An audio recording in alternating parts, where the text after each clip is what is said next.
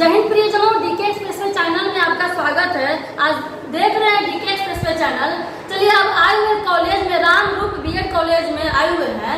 चलिए जाने माने हस्ती से बात करते हैं, एक पिलर से बात करते हैं। तो आप बोलिएगा भाई ये पिलर क्या बोल रही हो? पिलर के मदद से मकान बनता है, तो मकान जब बनती है तो 4 पिलर होती है, तो बिना एक पिलर के कभी मकान बनती है? वही छात्र छात्राओं को आगे बढ़ाने के लिए, एजुकेशन को इंजीनियर डॉक्टर बनाने के लिए, करने के लिए, तो वो जो पिलर कौन होते हैं? टीचर होते हैं, जो भविष्य को बनाते हैं। चलिए कम एज में इतने बड़ा अचीवमेंट करने वाले अनिल सर से बात करते हैं कि थोड़ा अपने बारे में बताएंगे और थोड़ा कॉलेज के बारे में बताएंगे, कुछ ऐसा ट्रिक बताएंगे कि स्टूडेंट को लाभ हो और क्या क्या गलतियाँ स्टूडेंट लोग करते हैं। बहुत बहुत धन्यवाद सर अब ये। और स्टूडेंट लोग क्या क्या गलतियाँ करते हैं, क्या नहीं करते हैं, और थोड़ा कुछ अपने बारे में इसलिए कि आप इस तरह से कहाँ कैसे अचीवमेंट किए और अपने कॉलेज के बारे में बताएं। सबसे पहले तो आपको हमारे कॉलेज में स्वागत है।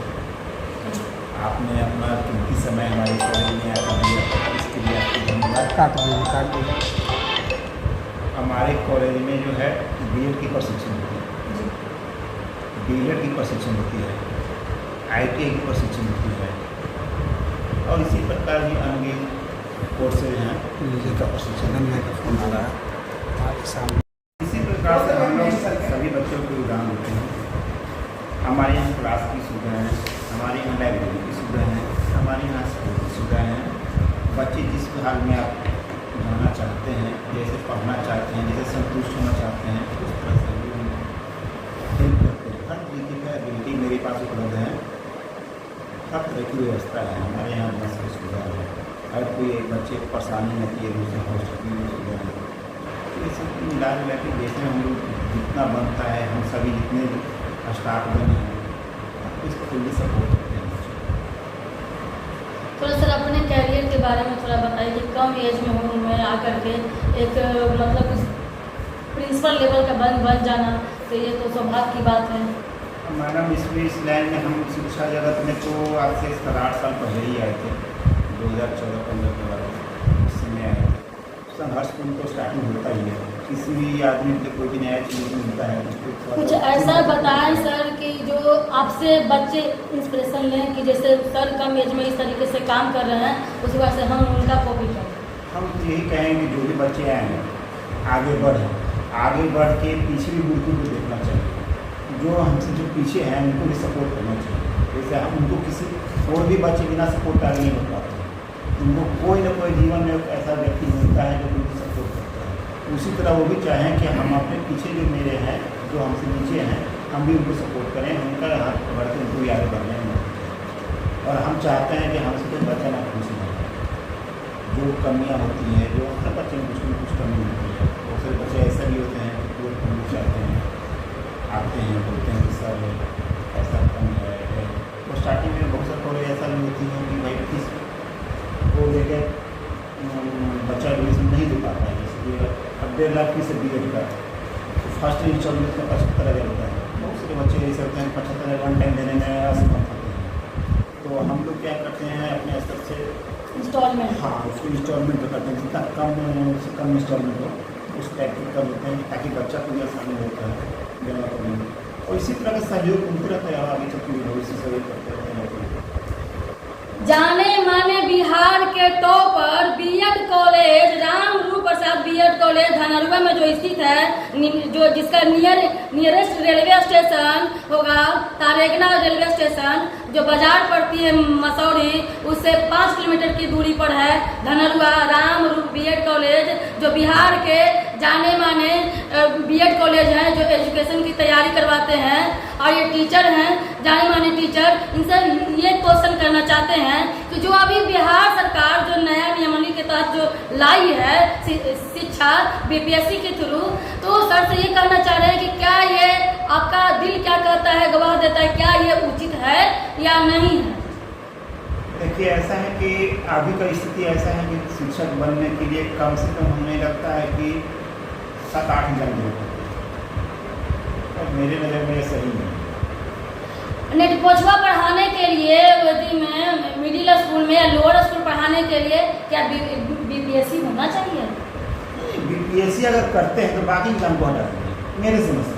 आप बीएड करवाते हैं उसका सीटेट की फीस की जरूरत है नहीं, आप एस्टेट लेते हैं एस्टेट की जरूरत है नहीं। बीपीएससी एग्जाम बीएड करवाइए, जो बच्चा बीएड करेगा और बीपीएससी एग्जाम देगा अभी पास करेगा तो उसको जॉब दीजिए मेरिट के आधार पे। यानी कि सर का कहने का मतलब बच्चे लोग समझ जाएं, सर ये कहना चाहते हैं कि सपोज दैट कि बैंक का एग्जाम है तो बैंक का एग्जाम तो प्रिपरेशन करते हैं, पीटी में एग्जाम निकालते हैं, जीडी निकालते हैं, इंटरव्यू निकालते हैं, तो वो निकालने के बाद आपको क्या करते हैं, डायरेक्ट ज्वाइनिंग होती है? नहीं ना, पहले 6 मंथ का ट्रेनिंग दिया जाता है। ऐसा तो नहीं है कि आप जाइए और पूरा सॉफ्टवेयर पर कैश डेबिट क्रेडिट करते रहिए, वो तो नहीं होगा, उसके ऊपर ट्रेनिंग दिया जाता है ना। इनके शासन के माध्यम से कहना चाह रहे हैं, इन्हीं के आवाज में ये कहना चाह रहे हैं कि सीटेट क्या क्या जो है, बीएड है, सीटेट है, जो करना है कि एक ही बार करो। बीपीएससी अगर निकाल रहे हैं आप लोग तो ठीक है निकालिए, लेकिन एस्टेट देना, सीटेट देना, ये करना, ये सब छोड़ दीजिए। एक एजुकेशन के अन्ना तो बीएड भी तो छोड़ दीजिए, वो छोड़ दीजिए। इसलिए कि देखिए बीपीएससी आदमी तो करता है कितना जान प्राण लगा करके, दिमाग लगा करके एग्जाम क्वालिफाई करता है।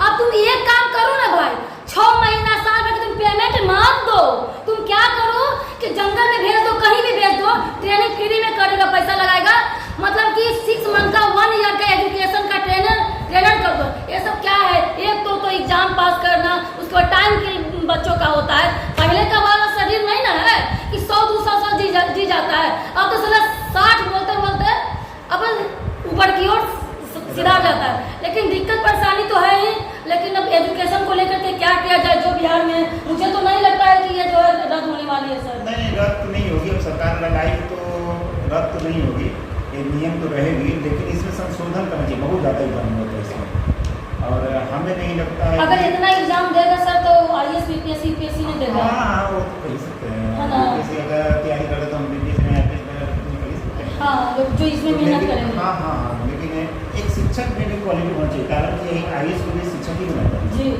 आईएएस को आईएएस नहीं बनाता है जी, आईएएस को भी शिक्षक ही बनाता है जी, तो शिक्षक में क्वालिटी चाहिए जी, अगर जिस शिक्षक में क्वालिटी नहीं रहेगा तो बच्चे को क्या करेगा। जी, जी, क्वालिटी के लिए तो एग्जाम टफ होना चाहिए। हाँ। आप देखिए कि सेंट्रल गवर्नमेंट में रेलवे का ग्रुप डी का BT का आर्मी के लिए होता है, उसमें कितना टफ एग्जाम होता है। तो एग्जाम टफ लीजिए, लेकिन इतना सारा एग्जाम मत लीजिए। इसका मतलब है कि उनको देने का मन नहीं होगा।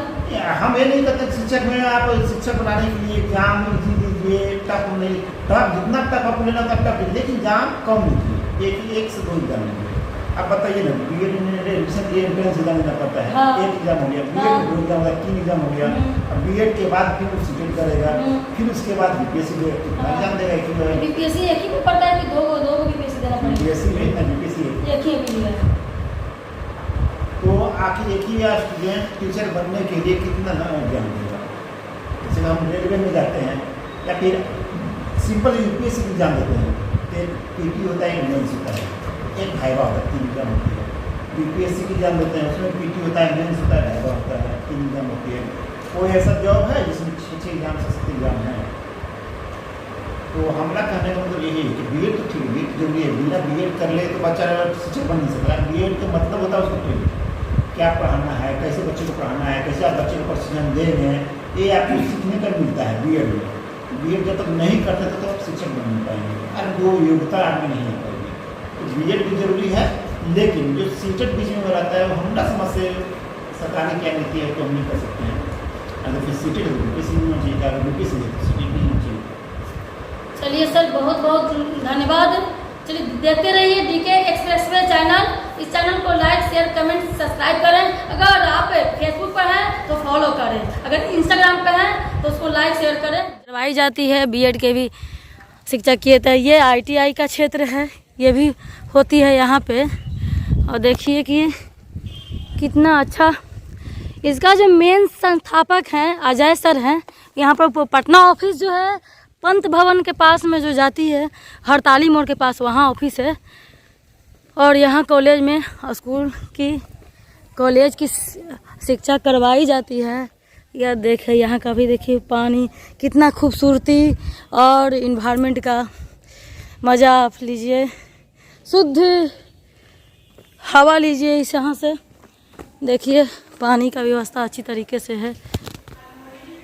देखिए ये कॉलेज है, देखिए कितना अच्छा सा करके किया हुआ है। देखिए ये बस की सुविधा भी करवाई है, देख रहे हैं ना, राम रूप बीएड कॉलेज का यहाँ पर है, बस की सुविधा करवाई। चलिए आपको ले चलते हैं, कॉलेज का ओवरव्यू करवाते हैं। चलिए देखिए इधर लाइट बिजली कट भी जाती है तो देख लीजिए जनरेटर की सुविधा है। देखिए ये मैम हैं जो यहाँ पर सर्विस प्रोवाइड करते हैं, किसी को क्या ज़रूरत है, बच्चा को कोई क्या तकलीफ़ है, पानी की आवश्यकता है और क्या क्या। यहाँ पर कुछ बच्चे लोग भी आए हुए हैं पढ़ने के लिए। देखिए यहाँ पर भी है, पोडियम बना हुआ है, बहुत अच्छे रूम है कि गलियारा में थोड़ा सा है किया हुआ है। यहाँ पर नोटिस बोर्ड है, जो कुछ यहाँ पर नोटिफिकेशन निकलता है। यहाँ पर कुछ बच्चे हैं जो क्लास में पढ़ाई करने के लिए। कौन सा ईयर में पढ़ते हैं मैम? अभी हम हाँ बीएड कौन सा सेशन है आपका? First session. सेशन मतलब कैसे, मतलब कि 23-25 वाला है। चलिए आप लोग 23-25 के सेशन के हैं? अच्छा कहाँ से आप लोग आ रहे हैं? पटना में कहाँ से? कंकर। बाप इतना दूर से आ रहे हैं। ऊपर तक भी जाने का रास्ता। देखिए क्लास टीचर रूम है, यहाँ पे अलग अलग यहाँ पे व्यवस्था है। यहाँ का ओवरव्यू देख लीजिए, कितना अच्छा है। ये देखिए पानी की व्यवस्था है, देख रहे हैं ना, पानी की व्यवस्था। एक्वागार्ड लगा हुआ है। देखिए जेंट्स टॉयलेट है एंड लेडीज टॉयलेट है, दोनों अवेलेबल है। देखिए पानी पीने की व्यवस्था है, जेंट्स टॉयलेट है। यहाँ देखिए कि कुछ दिन में लिफ्ट की भी व्यवस्था होगी। देखिए स्पेस बना हुआ है लिफ्ट के ऊपर जाने के लिए, है ना। चलिए राम रूप बीएड कॉलेज में बहुत बहुत धन्यवाद। चलिए जय हिंद। डायरेक्टर सर का चैम्बर है। Director sir Shri Ajay sir हैं जो राम रूप बीएड कॉलेज के मेन ओवरऑल हैं, और अनिल सर हैं प्रिंसिपल हैं। यहाँ देख